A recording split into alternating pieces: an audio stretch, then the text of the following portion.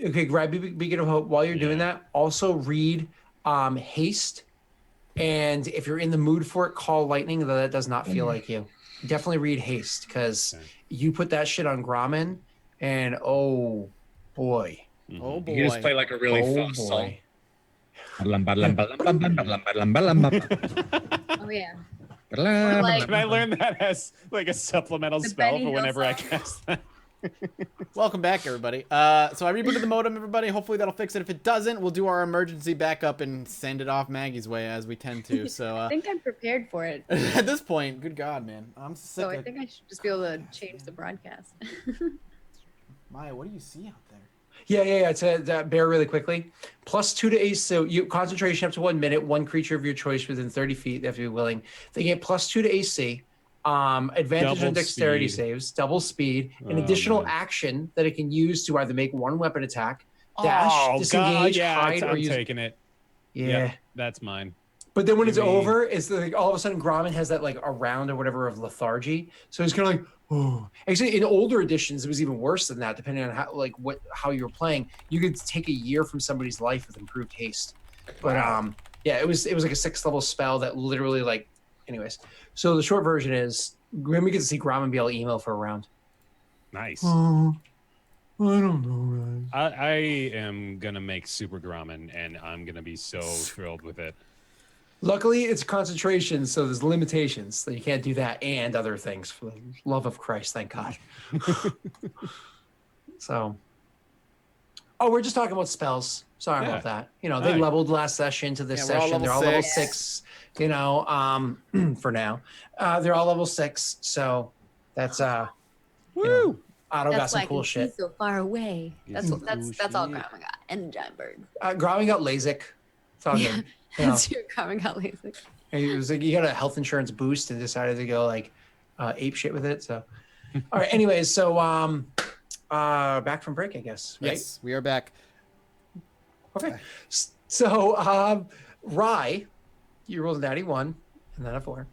What happens is you get thrown from the horse. The horse all of a sudden jerks backwards, and like you try to calm it down, and as it goes jerking backwards, you're like, no, calm down. Like you're trying to calm it down the best way you can. You get thrown off of the horse, and it starts to like turn and run away, and you're literally just trying to keep it away from you and like call up to it, like no, move, and commanding it to get out of the way. But it comes like trampling down on you, and it actually hits you with one of its hoofs as it goes running past, and it's also running away very, very, very quickly. Rye is lying on the ground in the dirt right now, a little dirtied, in a considerable amount of pain as one of the hoofs hit her in like her side. She's kind of a frail form, but luckily she was quick enough to stop the thing from like breaking a rib, maybe bruised it. But then she kind of like from the injured spot on the ground where she is, she then looks off to the side and she sees, remembering instantly, this huge fucking bird standing there. It is ginormous. It's so long, it's so wide. She sees it with its wings fully unfurled and then pulling them in. The sight with you lying on the ground looking up at that thing is genuinely intimidating for a moment. You have to roll like any wisdom saves against fear or anything like that, nothing like that, but it's genuinely intimidating for a moment.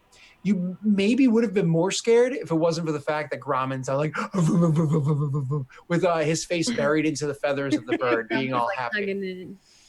It's like when you see like a bull mastiff for the first time, and somebody's like, you know, making out with the thing. Like, oh, come here, oh, slobber. Grommen hugging a giant bird. Yeah. Rye's initially super startled by the bird, and then she like turns to see a horse like fucking trotting off, and then she like whips a look back at the bird, and this time it looks like she wants to make fucking chicken out of this thing. Like she's not very happy with what just went down. It'll feed you guys for a long time. Yeah. No, don't that's great travel meat, right? Eating my friend. Mm-hmm. I wonder how. Like, imagine giant eagle buffalo wings. Okay, that'd probably be delicious. Right? You know what I'm saying? Like, right. Oh just man. Saying, don't eat my friend. Yeah. I guess Grommen turns around and probably notices that there's chaos has ensued. And he's like, "Oh no, we must get we must get horses. And he says, I will be back, friend. And he goes and he tries to get the horses. When you say that, I must be back. I'll be back, friends. The eagle lets out like a loud, like. Sorry, that was probably really loud. Lets out a loud like scream, and starts seeming to talk to Grommen. Grommen has no clue what it's saying because he hasn't done his ritual at this point. So it starts like calling out to Grommen to speak to Grommen. Grommen doesn't understand what it's saying.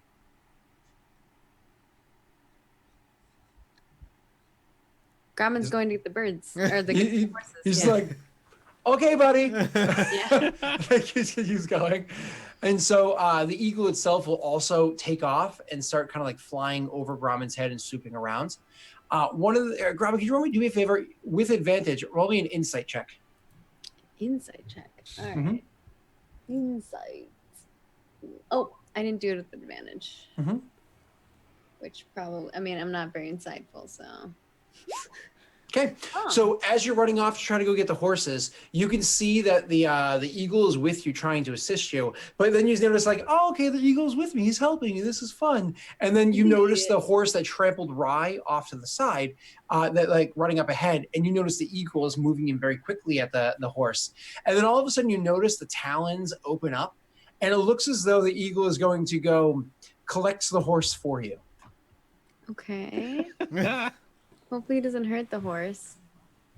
Your insight tells you that it's most likely going to collect the horse for you. Talk to him because I don't have. You have what? 10? You need 10 minutes for that? Yeah, I need 10 minutes or something. So. Do you say or do anything, or do you just kind of like? I guess I mean, Grommen will tell him to not don't hurt the horse. He's like, oh no, bird friend, no hurt horse. So you kind of like call it out after it. When you say that, all of a sudden the thing was just closing in really quickly and its talons are about to dig into the thing. It like makes this hard turn. It's very clumsy because of like hearing what you said right before it was about to like grab this thing. It's a clumsy, hard turn, but it is able to make its way around, kind of making its way through some branches or brush of trees. So it does like semi-collision with a couple of like the tips of branches, but does in fact avoid the horse and doesn't hurt it. It swoops around one or two more times overhead and then swoops back down at the horse, but this time with its talons away, and scares the shit out of the horse, heading back the exact opposite direction. And now you're standing there and seeing the horse coming directly at you. It's like, oh! But that's okay. We don't need to worry about any more rolls at this point. More or less, Robin's able to kind of like, one arm grab the horse. Do you guys remember that scene where like Arnold Schwarzenegger punches the camel and it drops? Just imagine Robin being like, horse. When does Arnold Schwarzenegger punch a camel? Yeah, Conan the Barbarian. Not the maybe it's Conan the Destroyer. Okay. It might be Conan the Destroyer. But it's funny because if I remember correctly, in real life, the camel was being a douche to him, and so he legit punched the camel by coincidence on camera or something like that, and so they kept it and put it in the film. It was one of those like That TV is magic moments. Weird little IMDb fact right there, man. Like, little factoid for you. Yeah. So anyways, yeah, punched a camel, knocked it out. Pretty cool. So It has reins on it though, because if this was Rye's horse, then I would just grab the reins. Grab the reins. Knock the horse out. It's one of those. The thing is, it's galloping directly at you, and I imagine you turn to the side, you grab the reins, and kind of like pivot hard, and allow the thing to like kind of like run a circle for a couple moments, and then calm down. And then you guys collect the other horse and are able to head back to Rye. The eagle once again assisting slightly in that one. Now you guys are all back together, all three horses together. Rye's ribs hurt, but she'll live. She's been through worse. And the eagle's with you.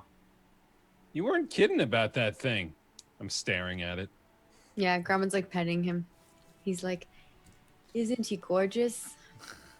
Yeah. We agreed we'd find name for him. And he must like name first. Gregory. Greg. How about annoying? Rye's like dusting herself off on top That's of her. not very nice, Rye. Oh, neither was his entrance. It was pretty- beautiful. The most pretty beautiful abrupt. entrance. Otto I think we begins saw to different like. things. I descend off the horse and slowly begin to approach the massive bird. I do not think you see the same as me. You down there. Hey, you're not wrong. I guess I want to do my ritual so I can speak with it. Absolutely. You do your full ritual and you're able to speak with. I just realized you called the character sheet Sir Fancy Feathers 2.0. Yeah. So you do the ritual and it takes 10 minutes of everybody kind of sitting around. So once again, Otto with somewhat awe staring at the bird, and Rye with somewhat disdain glaring at the bird, and the horses being calmed down by though. Otto, the horse whisperer. I might think your tail is like a worm, Ryan. Just snip at it and gulp it Yeah, down. might get hellish rebuked if it does that. And then we'll have fucking chicken for dinner. Pre-cooked? Heck yeah. Ryan's gonna eat a bird. Now I'm getting Start Looney eating Tunes. Original or extra crispy? Sorry. All right. So you 10 minutes pass and you're able to speak to the bird. And now I'm speaking to him, and Groming gets up and he's like, Otto, this is my friend Otto. Otto, this is bird friend. And he's saying it in like screech. He says the Otto part in like common, but then he says the other part in like screeching sounds. Mm-hmm. And then he does the same for Rye. Mm-hmm. I offer my hand to the bird to shake. The bird actually will lower its head all the way down in front of your hand, so its beak is touching the ground because you're so damn short. But so like that little spot right at the very top of the beak where it just meets feather is right there directly in front of your hand. Like, Oh, he like when you rub him like that. He places his hand gently on there and kind of cautiously begins rubbing back and forth. okay. And then it kind of like does that, the bird twitch, like the bird's weird. It does like that bird twitch away and like moves back up. But like the way the bird twitches away and moves back up, once again, it's just so large that you're like, it could have just eaten my leg right now. That little twitch, my leg would be gone. No leg. So I take a step back, but I also have kind of like a big grin on my face because I'm still just captivated by it. It's so big that Rye won't go close. She just stays on a horse and kind of waves when she's introduced, but doesn't like dismount or approach. Gromman says in bird speak, I think he afraid of you, or I think she afraid of you. She's afraid of me, but the food, it hurt her, and she's not afraid of the food. The food? What food? I like food. The food that she sits on. Oh, that not food. It is food. I went to go collect it so that you may eat it because it hurt your friend, and you told me no. No. We no eat those. We ride them. They help us travel, and we feed them. You And feed pet them, them. but not on them. Wait, what? You give them food. You don't eat the food. This Yeah. is going to be a conversation that goes on and on and on and on. Your speaking conventions confuse me, Bird. No, and more or less, it was explains to you that it was trying to help, more or less, like give the animal back to Rye so Rye could eat it because she was injured and needed her strength. Okay. And then Gromman translates to Rye, and he's like, oh, Rye, he think that you want to eat horse because horse hurt you. So he was going to bring horse to you so you can eat. Oh, he's trying to help you. But I told him we no eat horses. Rye rolls her eyes at the notion that there are now two beings of Grauman's simple-mindedness in her presence, both enormous. Deadly. It's like, okay. Otto turns back to it. Good job. Oh, I almost forget. Otto think you should be named Gregory. Do you like name Gregory? And so when you say that, because Gregory, you can't speak in birdese, you say, it's like, Gregory. You know what I mean? Like, so Otto's ears perk up when he hears it. Does he like it? And so it says, I cannot say this name. Do I have to say this name? Oh. He says he cannot say name. Maybe we Otto- make name easier. Otto turns to the bird. Gregory. Gregory. What does the bird do? The bird it's a bird, so it's like one eye is like looking at you over there, but then like the other one's looking at Gromit over here, and it's like there's like a head twitch, and then it says to Gromit, "I cannot say this name. Do I have to be able to say this name?" Well, sometimes when people ask you what your name, you have to say what name. I can't talk to people. Do I have to be able to talk to people?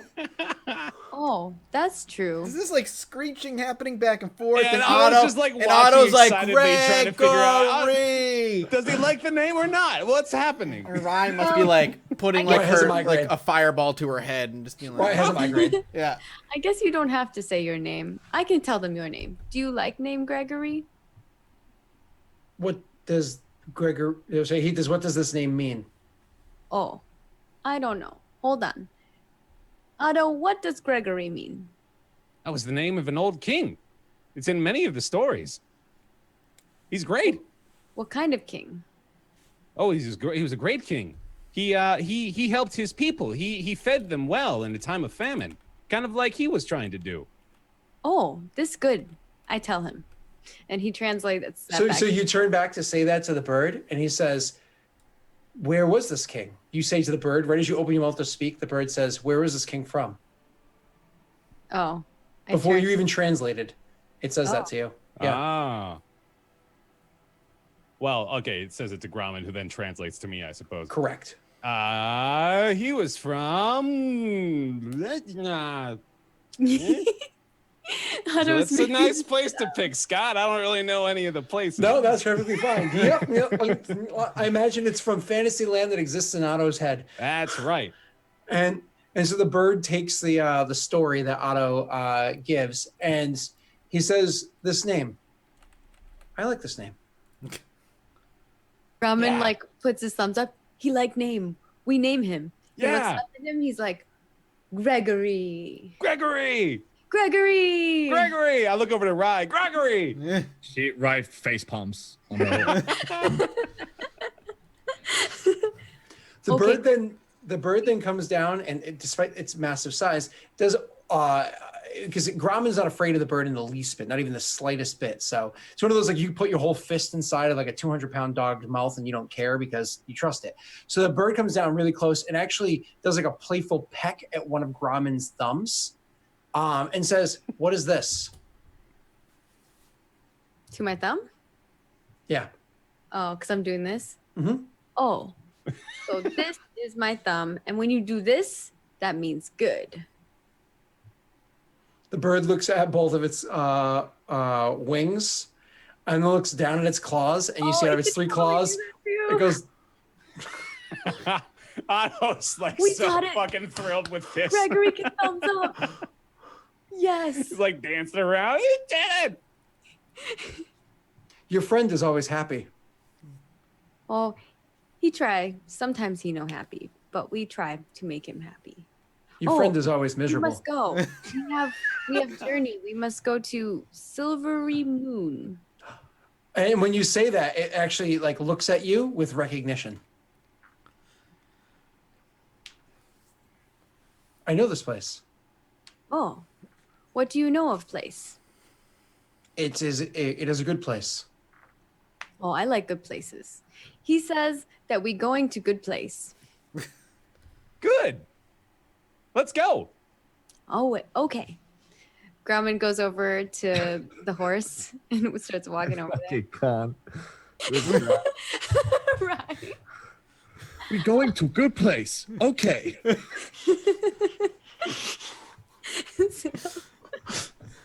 All right, so Fucks. I'm actually really happy Thonk is not there. This is the greatest thing. are you did you say you're going over to the horse to ride the horse, Maggie? Yeah, Grauman probably would start because he's not going to assume that Gregory's going to let him ride him. Yep. So he goes over to the horse to ride on the horse. Gregory doesn't. That was official. Gregory doesn't doesn't say one thing or the other, and just takes to the skies. Again, Grauman's probably too dull to make a thing of it, or to really know. But obviously, Maggie kind of came to realize that Gregory understood when both sides were speaking. Like he understood fully what everybody was saying in your language, without you needing to translate. Yeah, he told me he knows Common. Yep, Remember last time when we talked? So I know he knows Common, but I don't know how to. I don't know. I can't talk with him the whole time like that. So yeah, you can speak to him. He can't speak to you. I get a game of pantomiming. Yay, bird pantomimes. All right, so you guys start heading to the west, to Silvery Moon. Now, the road to Silvery Moon isn't exactly the isn't exactly this whole region of the world generally isn't the safest place. You guys already went by Mirabar before. You're actually going to go by an area called Sundabar as well.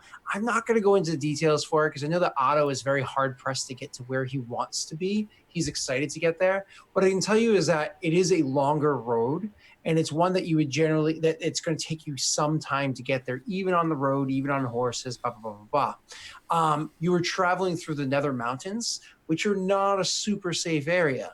But luckily for you, these roads are very, very well maintained, and the roads are very well protected, especially as you're going through like the different towns or cities or whatever along the way. Again, Sundabar is one of the ones that you're going to go by. Sundabar is a really big one here. There's a lot of dwarves live there, similar to like Mirabar where you were before, but we're not going to go into those details. So you continue traveling for a very long period of time. What is it, 2 weeks, which in Faerun is about 20 days on horseback before you finally come to the area that is going to be Silvery Moon. Now,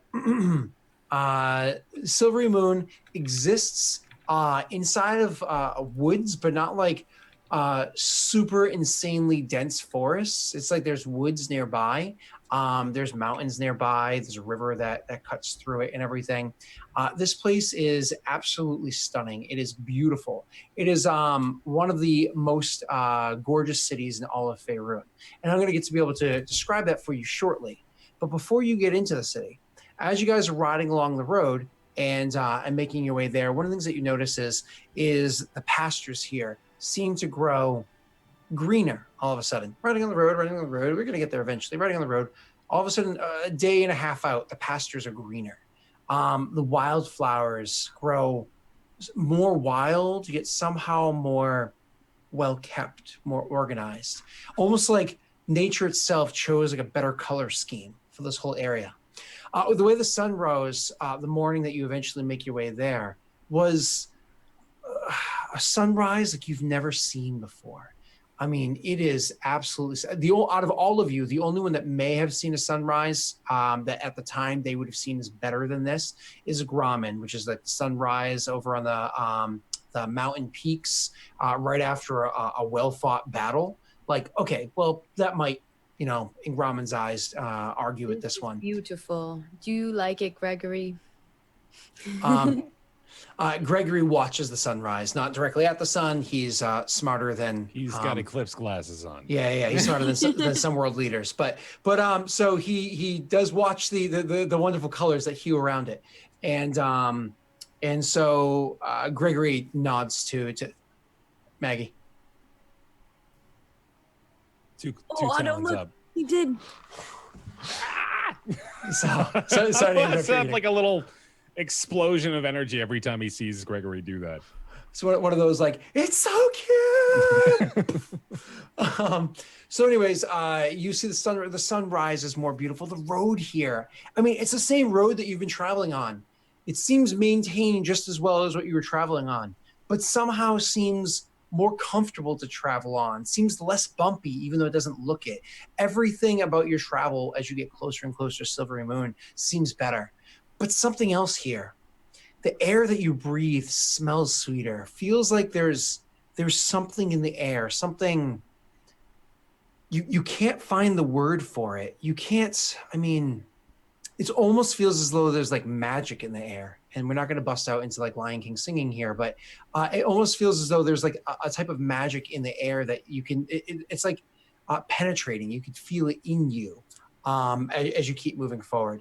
So another thing that is very obvious, that not the subtle things like this that you come to know, the guards here, holy fuck. You've seen guards in the road as you were traveling before, you know, riding up and down on their horses.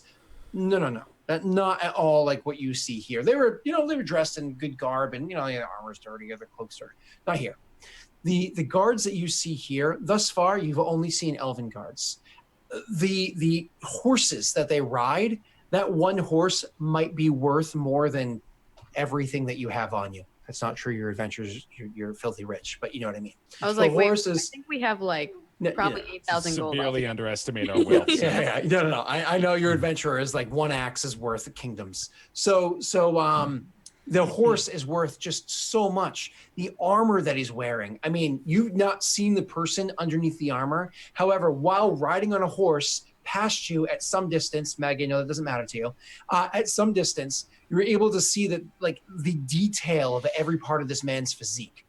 As he's riding by, like it clearly this armor is meant contoured perfectly to him. His cloak, despite the fact that it's a riding cloak on a horse on this road, perfectly pristine. Everything about him is on point, and that goes for every guard that you go by. When I battle, my armor no look like that. He probably never seen battle ever. Do you say that to him loud enough that he can hear it, or just to the group? Just to the group, Okay. but not really being cautious of. Yeah, of course. Otto hears this and returns. Yeah, man, everything's so pristine here. It's like they've never done anything. Otto, could you do me a favor at this point? Could you roll me a history check for your knowledge of Silvery Moon beyond what you've just seen in the game thus far? Mhm. Okay, perfect. Nothing. Good. That means you get to experience it firsthand. So, as you guys are finally making your way to the to Silvery Moon itself, the city walls, perfect. Not a single sign of a scratch on the walls, not a single sign of weathering, wear and tear, not a single sign of anything being done to them at all. I mean, this is the most beautiful armaments that you've seen, or sorry, like defenses that you've seen around a city ever. But outside of the city, standing in the middle of the road, not next to any guards or anything like that, just standing in the middle of the road, all by herself, is a woman that looks to be in her maybe early 40s, with her hair looks like it was dark with maybe a hint of red in it, but it's starting to gray. Woman just standing there in beautiful robes, beautiful gown or whatever, holding on to a strange looking walking stick. Oh, I like her hair. We approach. Okay. As you guys approach, do you just go to like walk past her? Do you go to like stop and say hi to her or anything like that? Is she looking at us? She's actually looking down, like probably 10 feet ahead of her down at the dirt. Mm-hmm. Rye seeing her like puts her hood up to Okay. avoid suspicion. If this place is perfect looking, she is a blemish. Being 18. Super Rye's pretty. Yeah, but she's a tiefling. Yeah, she's a tiefling though. I feel we don't really have any reason to assume that we should talk to her, so we might just walk on by. Well, you're a bard, so like think about it in the sense like you're very gregarious, so you will Yeah. be like hi, you know, when you're walking by somebody, maybe depending on if you're trying to hide or not. But Yeah, I suppose like maybe we could use this as an opportunity to establish our footing here too. So sure, yeah, So- we'll approach her and introduce ourselves. none of us are gonna say hi. Well, But, yeah, I'll go introduce us for us, right? Not a problem. So what did you so as you go approaching up to her, what do you say? I just walk up and I say hello. Oh, I'm sorry to say, suddenly my computer started playing music in my ears. I'm sorry about that. The woman so- glitches out and just starts Addo's voice has that effect on people. Just music. To everybody's So, ears. you walk up to her and you say, hello. Mhm. And she says, hello. Is it the bard? Oh, yes. You are heading. Hello. Hello. Yes. It's a pleasure meeting you. You as well. You're not who I was looking to meet, though. Are you sure? Oh, certainly. You are, she says without looking up and pointing at Rye. Her hand kind of like soaring through the sky for a second and then points at Rye. Otto looks like totally dumbfounded, but still has kind of like a grin on his face. You looking for her? Oh, look, Rai, you have friend. Why you no tell us you have friend here? Otto looks back at Rye. Yeah. When you look at Rye, there's just like a common human woman with like auburn hair on the whole. And she just goes, for me? Yes, for you.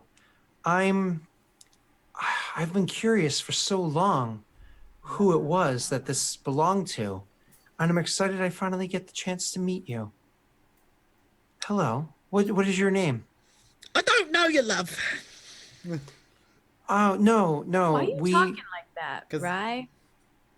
Rye. It's not right. It's not Rye up there. You heard what Sam said, right? Yeah, he changed and he looks different. Yeah. But Gromit knows that Rye can do Gromit- that. Yeah. Yeah. Yeah. So she says, Rye, that's your name. Rye? Are you? And she looks up at you. Like at this point in time, she actually stops and like looks up at you fully in the face. Now, Otto, I'll get you a description in a second. As soon as she says Rye's name, Rye just drops the disguise. So when she looks up again, it is actually Rye. When she looks up, what Rye sees is an older Shao woman standing before her. Okay. She says, "Oh, well, I'm glad that we finally get a chance to meet." What Otto sees is this older Shao woman, and you haven't seen a Shao person since you left fucking where you guys originally met. Like since you got on that boat, you haven't seen a single, or at least aside for the couple of Shao people that maybe were on the boat that died at the Well, shipwreck. we can all speak it now. Shao? I think because we were all learning. Or were we learning a different language? Yeah, think you're we learning were Chandothan. Yeah. You're learning Oh, Chandothan. That's what we're Yeah. learning. Technically speaking, Shao, like where they're from, is not even on this continent. It's like over past like wastelands and mountains. So, anyways, what Otto sees is everything I just described beforehand, but he also sees that her eyes are, gone. It's hard to Oh. tell because it's not a pretty sight, but gone, Just not there. just not there. Just like And, shut muscles- eyelids where eyes would be. The eyelids aren't fully shut. There's just like muscle atrophy around like where, because like nothing there has been used for so long. It's just like everything's kind of malforms to a degree. There's some scarring and whatnot around both of her eyes. Mm-hmm. The grin on Otto's face quickly fades into a look more of horror. Rye, What wrong? upon seeing her, like apologizes in Shao and exclaims that she's not well liked as justification for her initial deception. Oh, you're Shao. It's been so long since in Shao she says this. It's been so long since I've met one of us. She lied. We like her. We were speaking in Shao. Never Yeah. mind. Sorry, Maggie. Maggie, you eat your dinner. And you enjoy it. Hang out with your bird, all right, bitch? Yeah, yeah. Aw. So you poor Otto. Otto's gonna have to get a hamster. It's okay. So so she turns to you and says, it's been so long since I've seen somebody Shao, one of our people. Yeah. I'm very glad that we were able to meet. I've been wondering who it was that I was supposed to meet, and now I finally get to answer this one. But now that we're close, it seems as though you mean less to me than I guess I mean to you. Rye at this point has like dismounted her horse, and she's like a couple of feet from the woman, so they're not raised voices. May I see you? She like holds her hand out. Yeah, she like steps forward until the hand like touches the brow. Yep, and she slowly like caresses with one hand around like the features of your face. Rye And kind of she- like cringes when she like reaches the horn, and then like, yeah. There's no reaction. You can't feel any like reaction of her on her hand or her face. Each other. Whoa. On her hand or her face. No reaction whatsoever. She continues to like search around Rye and getting to know her. And she says, "You're a stunning young lady. You seem to have taken your parents' features well." Rye repeats the word parents, quite shocked, like loud, audibly loud. Mhm. It would, like probably startle Ado. She like yells it almost like parents. Otto kind of snaps out of a trance he was in, affixed to this woman's face. Huh? Rye looks at Ado and she's like, she knows my parents. Well, I can Why see... is she touching your face? Oh, I suppose I should. We'll speak in Chandathan. That'll be easier for you guys. This is perhaps a strange meeting for you three, though not from me. Oh, you've been on the road for some time. I've seen our thread drawing nearer for some time. Perhaps you should go and have a bath. I'll have baths drawn for you, and we can speak better when you've had time to relax and remove your boots. Does that sound better for you? I like baths. Gregory, do you like bath? Rye is eager to hear now, but she accepts. Come with me, please. And she turns and she uses the stick, the strange-looking walking stick she has, and she starts tapping the ground forward tapping the ground in front of her as she starts walking forward. Do any of you kick up small talk, or do none of you guys kick up small talk? Raman's gonna keep saying, "Why does she keep touching her face?" Oh, I'm sorry. What's your name? You have heavy footsteps and the sounds in your voice. Are you an orc? I am Grumman. I am half orc. And a very large one at that. Grumman, Grumman likes this. I'm sorry for the cliche nature of I'm blind, and it's the only way that I can see. You see people by touching them? Ooh, touch me. Okay. And she stops and she turns and she like reaches like out, and then like after a moment of reaching out, she reaches like up higher and higher and higher, and then Grumman, Grumman like- bends down a little Yeah, bit. Grumman bends down. She's like 5'2", like she's Oh, short. he probably has to like kneel, yeah. Yeah. And eventually she sees his face, but because like Grumman's face is so huge, she eventually like leans her stick on her shoulder and like reaches up and has to use both hands to fully like feel Grumman's face and get a feeling of what Grumman looks like. And If she's she like, looks like she's having trouble, Grumman will help her. No, she's fine. But she actually does tenderly touch the scar that's on the side of your head around your, what you have. And she's like, oh my. And she like reaches around and feels the edges of all of it. And she's like, I'm sorry. I know it's impolite to stare at people's injuries, which probably rings in Otto's ears. But might I ask, this must have been a horrible experience. What happened to you? I do not remember. I just know it there. Oh, It looked cool though, right? Otto giggles. maybe I can. And she like takes one hand off of your face and starts reaching outwards, like around Grumman, and then kind of like starts touching the around Grumman, and then starts making these like almost like gently, tenderly touching something motions around Grumman, like in the area, like the air out, like beyond his person, and like almost seems to be like plucking a couple of things. Maybe if we have time, maybe I can help you, Grumman. but oh, please, again, the road is long. Why don't we go and let you rest? And she turns and continues, like, takes her walking stick and starts tapping it and walking forward. Rye asks her in Shao if she would like to sit on the horseback, and she'll pull the horse. She actually, it looks as though she instinctively says no, like goes to say no, like that's like, it's just normal for her to say no. But then she catches herself at the beginning of it and says, that's kind of you. Do you mind helping me up? She helps her up onto the... Grauman's like, ooh, you should ride Gregory sometime instead. And with that one, she actually turns her head over towards Grauman and like holds a hand out somewhat. And then almost like, because as you said the name, almost like starts doing like this weird motion, gesturing upwards and then outwards, and kind of like looks off into the distance and says, he's unique, isn't he? Oh, he very unique. I never see anything like this, like Gregory before. Have you? And he looks at Ryan and Otto. Gregory, show her your trick.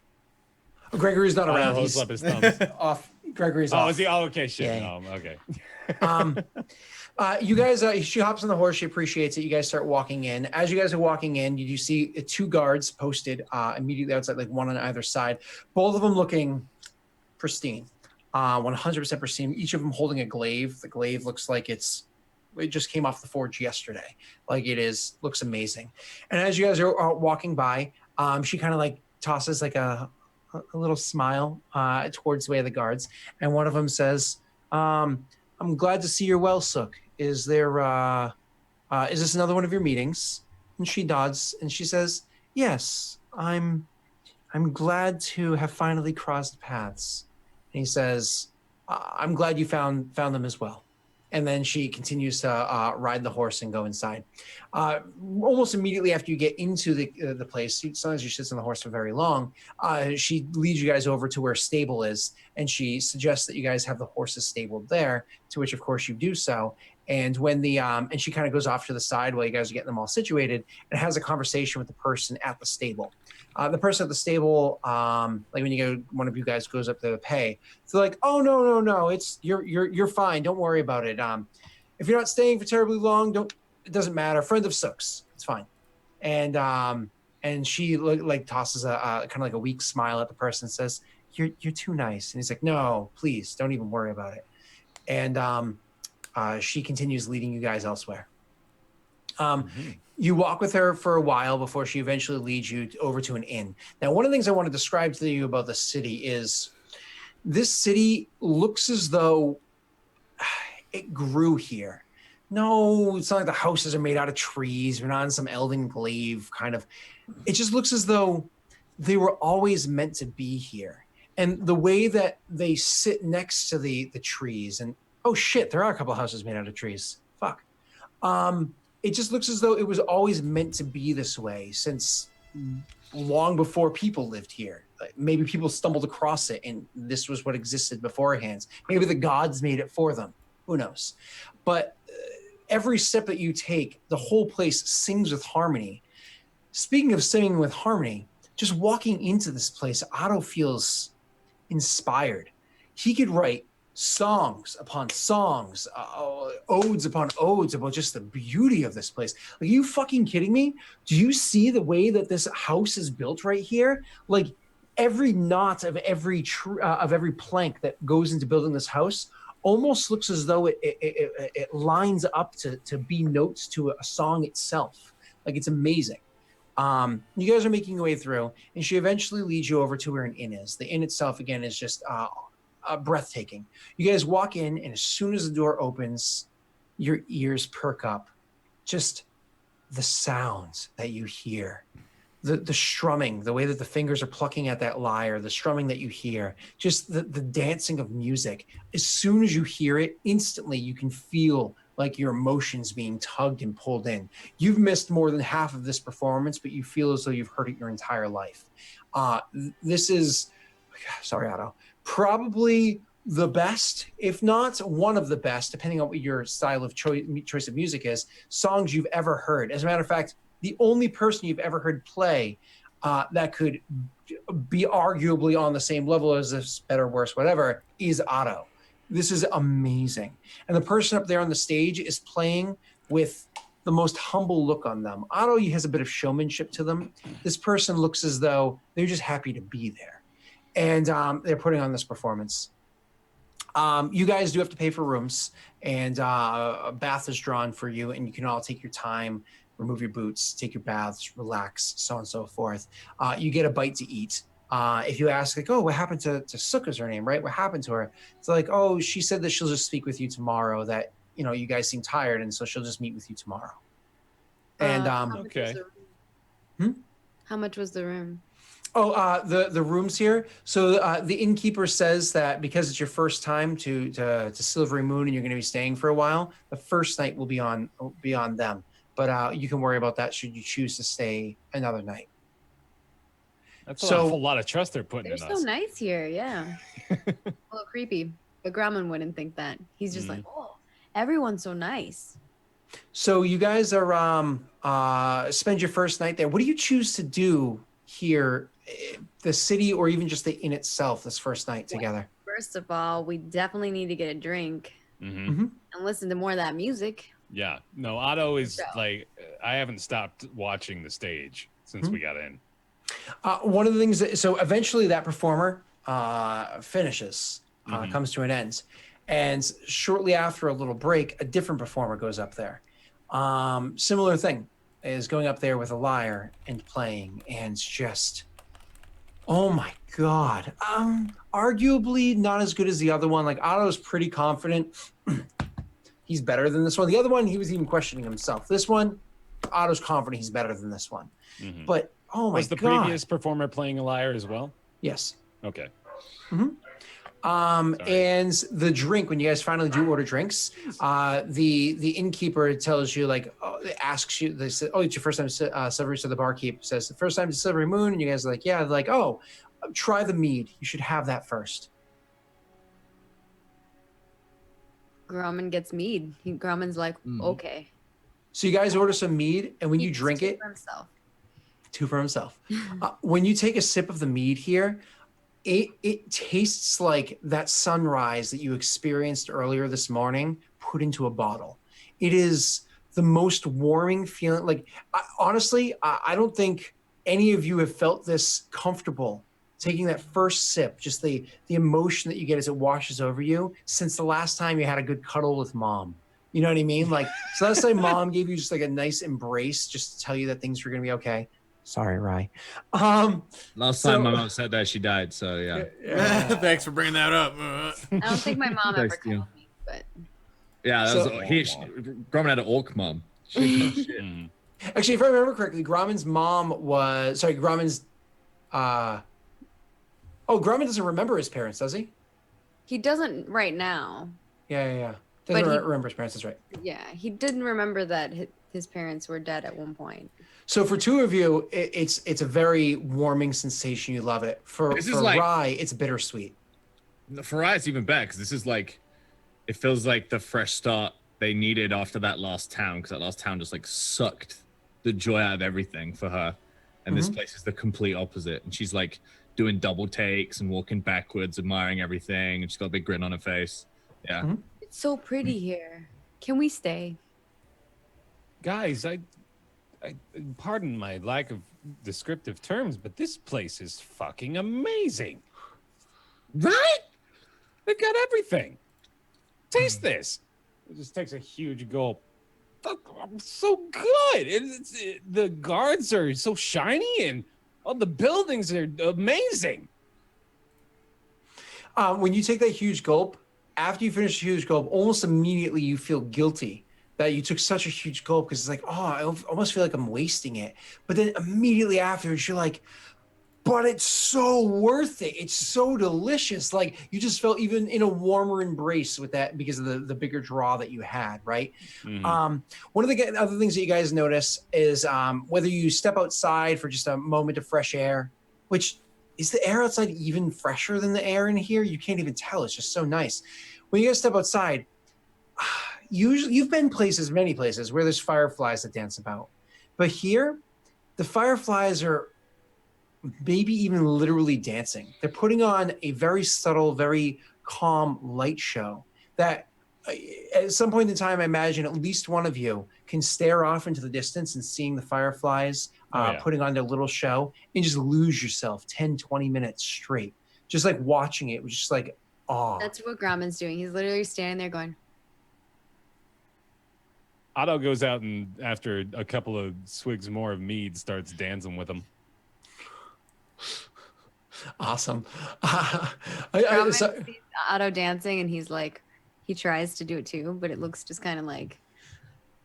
Otto's like, I need to cultivate these fireflies and turn them into a 70s hairband laser show.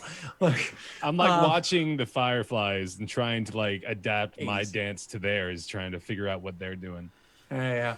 All right, so you guys are very much enjoying the evening. And do you want to push anything more than that, or are you fine with that for the evening? No. I'm good with that. I'd also like to continue to watch the stage because I want to see if everybody here plays with the same level of talent. Abso-friggin-lutely. Do you question anybody about it? Not yet, not tonight. Okay. And so that's how your night fades away. The next day, you guys wake up, and the food, if everything last night was, oh, by the way, Otto, you wake up without a hangover. Oh, okay, now something's fucking fishy. You wake up without a hangover. Like, obviously you can feel like, yeah, I drank last night, but you don't wake up hating life. This is a straight up like Sherlock Holmes moment for Otto, man, because like the entire time he was totally on board. This is just a paradise. He's totally loving it. Drink the mead, watch the buildings, dance with the fireflies. But I wake up without a hangover after that drinking night. Hold on, there is something foul afoot here. Grauman is not phased. He's all about this life. Grauman, when you wake up last night. Grauman, when you wake up the next morning, Grauman usually has to get over his morning hangover, and Grauman does it the only way Grauman knows how. Grauman stays in great fucking shape, so he always gets up. He's like, "Oh, I feel like crap," but you know what? Gatorade and go for a jog and like sweats it out. The next morning, when you wake up earlier than you usually do, Grauman, you feel invigorated. Like your morning workout that you do is like. You ran, you believe, faster than you usually do. Doing push-ups with one finger. You went Super Saiyan. Grauman went Super Saiyan. Yeah. Oh my God. Sorry, Mystic. Grauman went Mystic Grauman. Oh, fuck Mystic Gohan. So you guys are you just feel better the next day. And Rye, much like to expand what you just said there, the next day you wake up, Rye, and lying in your bed. What kind of sleeper is Rye? Stomach, belly, or side? Wait, you said stomach and belly? They're the same thing. Stomach, back, and side. I did say that. I totally said that. She's probably like, she's so used to like sleeping rough when she needs to that I think she like sleeps on her side and does the whole like arms the pillow kind of thing. Yep. When Rye wakes up, the first thing that she sees is a blue jay sitting in her windowsill, just sitting there, and just the way that the light is hitting it, it just looks amazing. She sees peace. She sees, she hears calming silence. She grew up in a city. Like she grew up in a fucking city where there was yells and carts and swearing and noise and the smell of the baker, as well as the shit being thrown out windows and whatever. She grew up in a city, and the shitty part of it at that. The super slums. She wakes up here and she hears birds chirping. She thinks she hears laughter from down the hall. Like, aside from like, I suppose mornings that just happen to be peaceful, she woke up in the woods lying on a rock.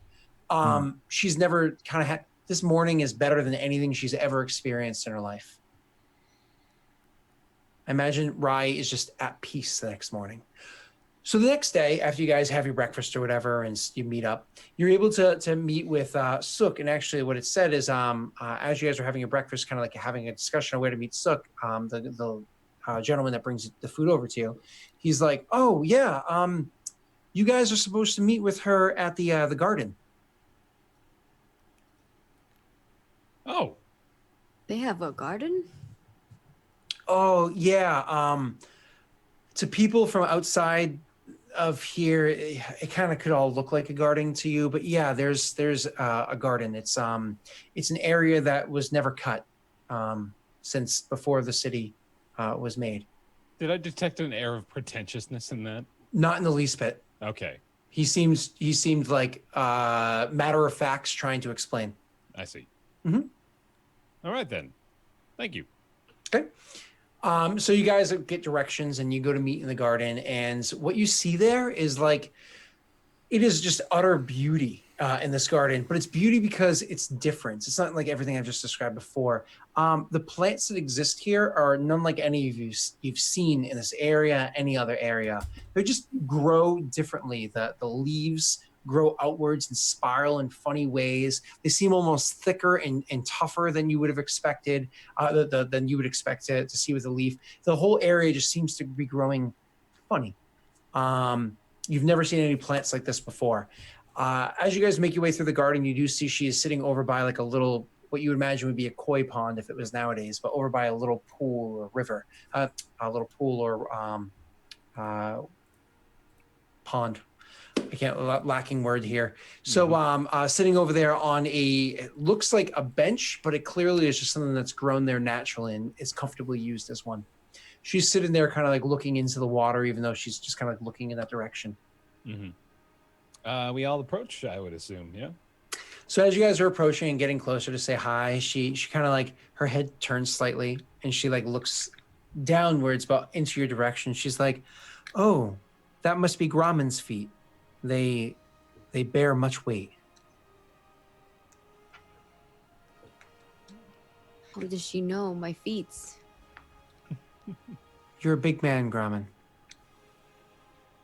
I'm still like a little freaked out by Sook, so I kind of want like I step a little behind Rye as we're approaching to sort of shoehorn her into the leadership role for this. Rye's comfortable. She gives it like a standard like greeting from where they're from. Awesome. Grauman repeats it, but he doesn't know what he's saying. Maggie, roll me a charisma check. Just Okay. flat, not save, but flat charisma check. Okay. He's probably gonna. Natty 20 for it. Oh, You actually repeat it very, very well. nice. I've Like- probably heard Ryan do this before. Yeah, like you, it's one of those things where like you actually even mock the accent well enough that if you just walked into a store to people you didn't know that spoke this language and just said this opening to them, they would just start speaking to you just fluently, just kind of like throwing their language at you. And you're like, whoa, whoa, whoa. All I said was bonjour, like leave me alone. Like parlez-vous anglais, please. No, so you say it very well. Both Rye and her hear that and give their own slight like notice of it. She says, Rye, dear, would you like to sit? The two of you're welcome to stay if Rye doesn't mind, but you don't have to be here. This is not your meeting. Oh, can we go walk around? Yeah, let's go walk around. Oh yes, let's go. He grabs Otto's hand and they go. Yeah. Like a little kid.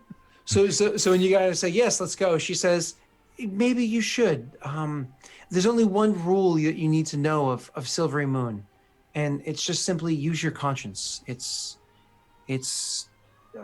make good decisions. Always do, I say as I'm being dragged off. Grauman kind of stops and then turns around and he looks at Rye, kind of waiting for her to give him like the "you guys are good" type of thing.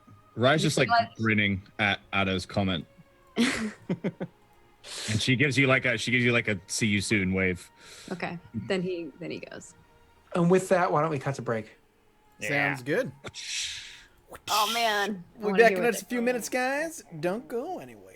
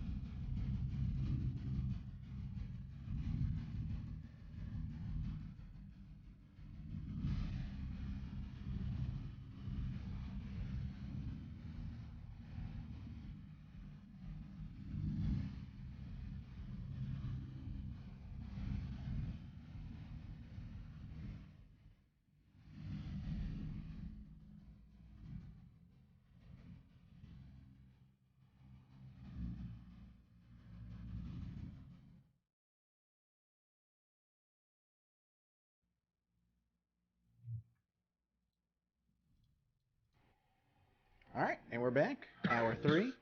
Comcast playing nice. Shall we continue? Pick it on up. So when they leave, and you cast that smile over towards Otto for his comment as he left. She kind of like waits and gives you your little moment there, and waits until your attention kind of like comes back to her. When you finally like bring your attention back to her, she can like feel your presence, like turn and look. She says, I wasn't always. You're wondering if I was always blind. I wasn't. I wasn't always blind. I used to be able to see. Under her breath, she's like, Seeing's overrated. Yeah. When I was a young girl, I had the ability to see, to actually see more than others. I could look into areas that I was nowhere near, and from time to time could even see others in when they were sleeping in their dreams. It's not something that I could really control at the time. I was young. I was a little girl, and I was traveling with my family. We were trying to. Things were difficult back then. You're from the east of here. You know kind of the things that happens. she nods. I'm actually from even further east, from the homelands, and we were staying at an inn, and I was up late. I couldn't sleep. I didn't sleep much, still really don't. And I could see someone's dreams, and they were frightening. But I saw something that was at the time. I was young and I was curious, and so when the morning came, I went to go investigate further. It's my first time really doing it. And so I followed the man, and I saw things that I shouldn't, both normally and not. I told my parents out of fear because of what I had seen, and they immediately went to the authorities, which is what a good person would do. He found out, and he took my parents from me. He took my eyes from me. I was meant to lie there and bleed to death, but people noticed that my parents went. We hadn't been seen around after we had helped out the guards, and so one of the guards went to go like thank us and noticed that we were missing. They found me a day later, and they were able to save me. But when he took my eyes, he didn't just take my sight. He took my sight. I could no longer see, and I could no longer see the things that I could. I lived in darkness and silence for a long time. I was alone. We just try to find my way around. I accidentally found my way to this place, not here at the time, but probably closer to where you're from. Your accent says that you're not from the actual, our homelands. It says that you're from Faerun itself. So I found my way here accidentally and just continued to make life. But over the years, eventually I realized that I could feel things from people. I could, in my own way, see other things of them. I couldn't look into dreams anymore. I couldn't see away from me anymore, but I noticed auras about them. I could feel things about them, not necessarily like what mood they're in or something as, soothsayers and those that tell lies to make kings give them gold. Nothing so foolish as that. How familiar are you with our culture? With some of the mythologies that we have? Rai explains that although she lived in Showtown, they were refugees and a lot of it was lost. That makes sense. After the horde ends. Have you ever heard of the story of the red thread? She shakes her head, which isn't much good in the situation. But then she realizes and says no out loud.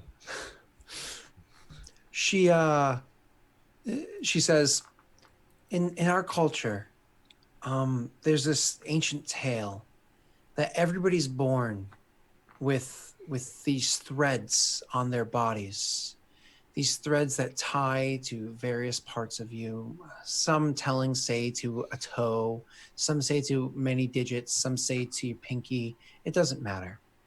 None of those are true. That there's a thread that ties you to everybody of significance that you will interact with in your life.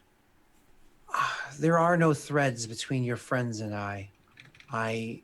They're here because they're tied to you. But there is a thread between us. I've seen my threads many times, and I check on them from time to time. I started noticing yours drawing near. I could feel the pulling, the tugging. I can feel these things, and I can feel that you were coming to me. It was yesterday morning, so strong. I could almost feel it pulling my actual body, which is why I met you outside the gate. It's not the first time I've done this. You're not the first person I've met there. But probably this is the first time you've heard of this story? Rai nods and she's slightly confused and she says, "But you said my name." I can't see things like I did before, but I get feelings. I get smells and sounds. I feel things about you. You tasted like rye. What about my parents? You said you knew my parents. I know there's a dark cloud that is around you. It speaks of where you came from. You are out of your element right now and more curious of things that you've never experienced before. But if you chose to command this conversation, you could, couldn't you? You'd find the words. You would know how to direct this the way you wanted it to. You've got a charisma to you, don't you? Yeah. You're a smart one. These come from your father. Your real father. I can feel he's powerful. He is. She like interrupts her as soon as she says he's powerful. She goes, "He's dead." Oh, no.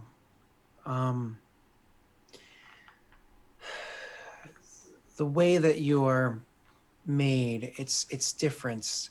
He may have been your actual father. He may have been your grandfather, and it was passed through your father's blood. But he's there. This force of darkness and chaos. This strong, charismatic force. It's there.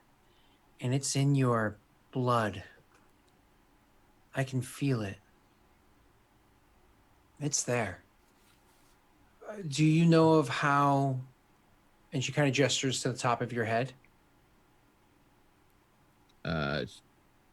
Shakes her head. And then remembers again and says no. It's from your father's line. If not your father himself, then a couple steps back that this comes to you. But understands that these unions, these blendings of the immortals and the mortals, it doesn't matter how many generations removed. It might as well be your father. They touch us in different ways, the immortals. And this one is a powerful one. I wish I could tell you who he was, but it's hard to you've got another aura on you that this one's more current. Something else that's around you, not chaotic at all. Stringent, orderly, commanding. Just as dark, if not more so.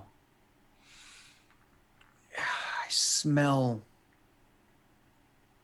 iron and taste steel. I feel heat, and there's something else on you too that makes it difficult for me to see who your father is. You or grandfather, please excuse my phrasing.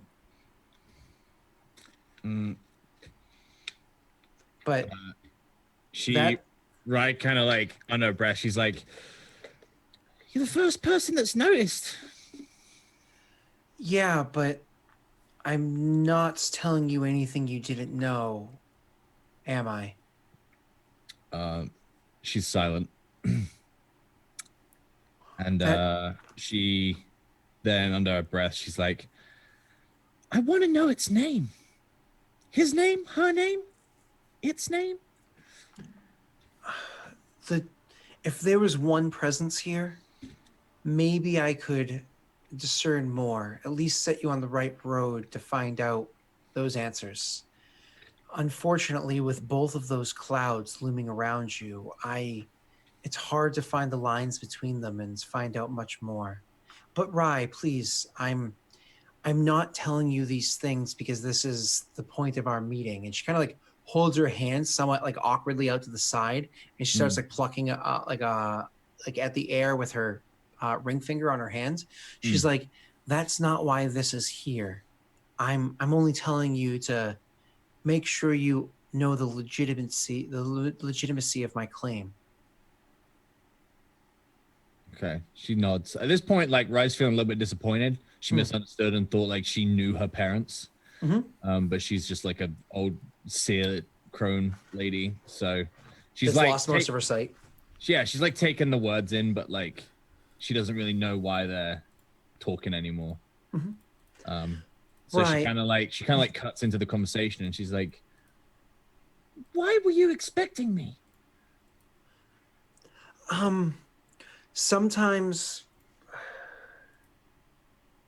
I don't know why this is my fate, why it's my destiny to cross paths with these people. But sometimes I meet with people that they don't know their own destiny. They don't know their own fate. And so I take them and I'm able to point them in the direction. I've asked myself many times what would happen if I didn't speak to them. Would they find their fate without me? But considering the fact that their fate is tied to me, I don't even know if I have the choice to say otherwise. What's my direction? So this thread between us, it's strong enough that I knew that we needed to meet and speak.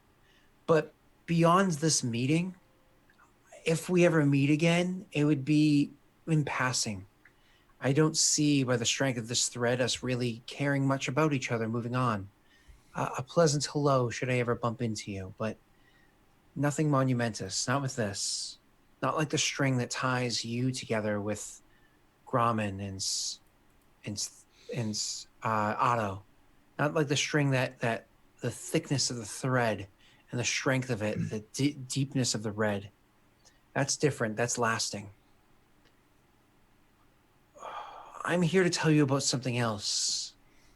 I've only seen it a couple of times before, and it's always significant. I can't describe to you because they aren't physical, the threads that I see. But in you, on you, around you, it's more than a thread. Think of it as a cord. There's so many. Oh, Rye.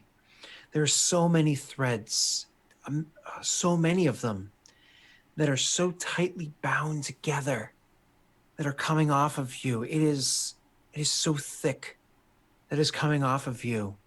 and they're all pulling you the same place. If I had to guess, you either affect many people in one location or affect many in many locations in one moment. And it's, yeah, it's so tightly wound, and I can feel it pulling on you. It swooned me when you first came near to me. I think my purpose is to tell you about this cord that is on you. Raya's fucking lost at this point. She's like debating if this woman is crazy. Of course, your expression is she can't see, so she just waits there in silence. Yeah. Is this like a thing in the future? Or You're tied to them, has always existed since maybe before, but definitely since you were born. When you're tied to them will be in the future, because I imagine you haven't met them yet. Or maybe you have. I don't know. Have you ever been south of here? have we? No. No. Mostly to the north and to the east or west. She says no. It's south of here, Rye. You're being pulled south, and there's something there that you are meant for. And then when she says that, in your head, you hear the voice, "Oh, this old crone is just droning on. Rye, I've told you this before. When you're ready, you'll head to the south. You already know where it is you need to be." Rai, kind of speaking in her head, is she like sarcastic's like, why does everyone who knows something speak in riddles? You? Huh? Because, Rye, we don't always get the big picture. And so sometimes you're kind of giving the pieces that you have. It'd be nice if someone gave some to me for a change. And then Rai realizes that she's been silent for a long time in the real conversation. Yep. And she just thanks the old lady. Rye, when you get there, there's a cloud over these things. Like I said, there's something, and I can't feel. I don't know exactly what they are. Part of it's tied to your lineage, part of it's something else. But there's a cloud over it. And either that cloud is there because it's a part of it, or that cloud is there to set some sort of, I suppose, cloud.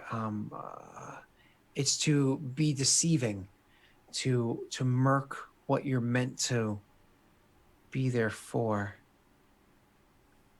Be cautious, but know that you'll know where you are, because the people there will be strange. They'll be different.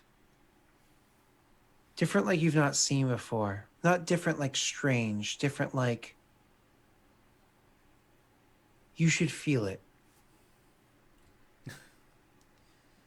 It's your destiny, Rye. That's all I can tell you. And you can't pull yourself from this. She's kind of just nodding quietly. Just like, all right, you're not the first person that's given me a spiel of similar. You seem less in awe of this than, I suppose, the other two that I told of their destiny. One wanted to fight against it and realized they couldn't. And the other one was elated knowing that they found their purpose. You just seem bored? She nods. She doesn't say anything, but you can like, I guess she would feel like the Feel, nod. Yeah. She's like, is this not new to you? She kind of shakes her head. She jokingly, she's like, vague hints about destiny have kind of been my thing for a while now. Gonna be honest. Something else has spoken to you, or someone else? You've seen another seer, a real seer. How would I explain it? I don't see them. I hear them. Are you a seer? No, it's never good.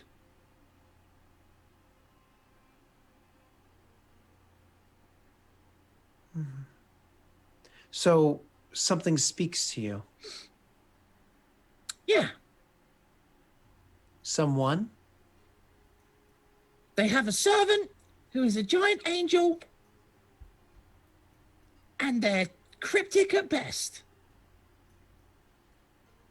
That explains why this bothers you. And then I have like a werewolf as a shadow. With that, she actually like slowly like looks up to you. It's like one of those instinctive like looks up to like look at you. But like It's like, do you really want Rye to go off about the past year of her life? Because it's Yeah. crazy. Yeah. she kind of like looks at you like, what the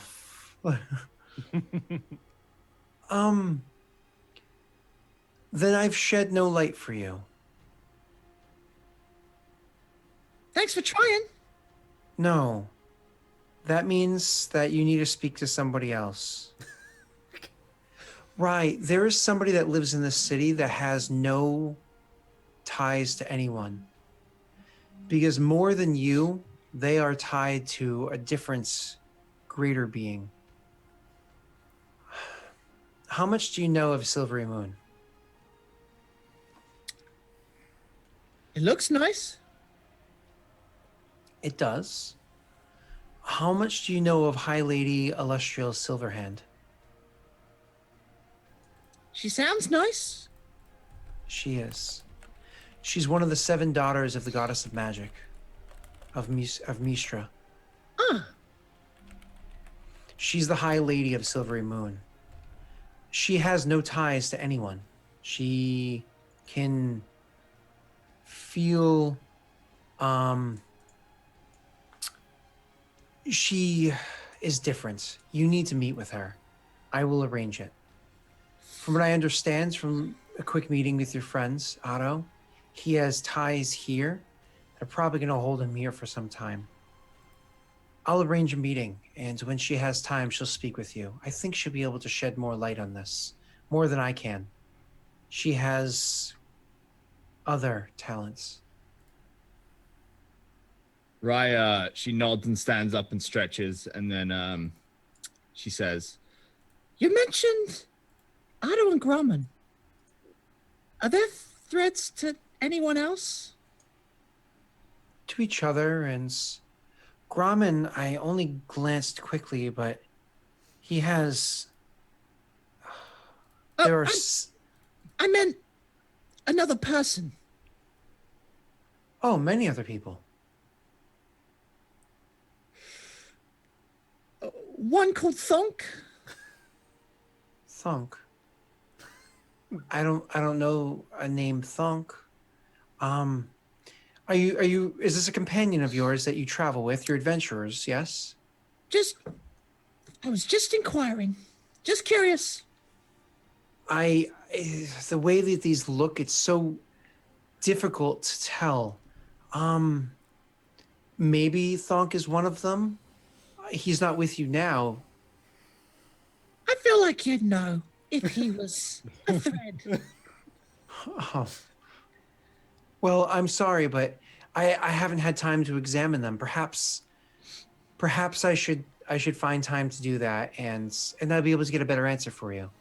I'm sorry that I wasn't able to be of much help, but I'm hoping that maybe speaking to High Lady Illustrial will do that for you. She takes the woman's aged hand and thanks her. It shall. And then kind of stands up and she says, "I'm gonna go find my friends." And very well you should. I'll see you again sometime in next few days or so. If your friends are with you at that time, I would love to speak with them as well, if they would like. If not, then that's fine as well, and I will do what I can for you. I'll make it happen. Good fortunes, Rye. Good fortunes. And she kind of like bows flamboyantly and spins around, and kind of like you see her like jog off into the gardens, like yelling Addo and Gromman's names. Time You, out. Frame drops. No! Yeah, literally, like at the end of that conversation. So No! Oh my God! Come on! Yeah. No, we can't. I can see you jumping back and forth over there. Yeah. It's like stabilizes, then it dips, and then it stabilizes, and then it dips. So yeah, it's going. Maggie, do you want to take over? Do you have the ability to? Yeah, I can try to. All right, I'm gonna. We can't do that now. All right, let me see if I can load presentation.